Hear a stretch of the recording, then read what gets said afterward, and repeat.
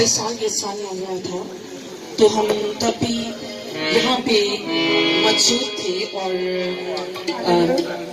हम बार बार यहाँ पे चक्कर भी लगाते रहे। बहुत से लोग हमें जानते भी होंगे।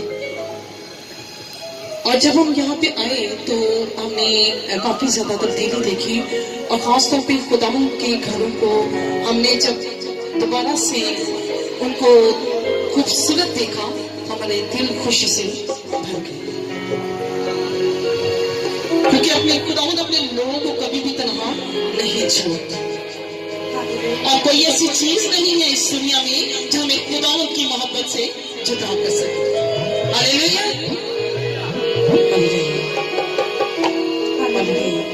खुदावंद की जिंदा कलाम में लिखा है कि अल्लाह हुक्म के ताबे रहो।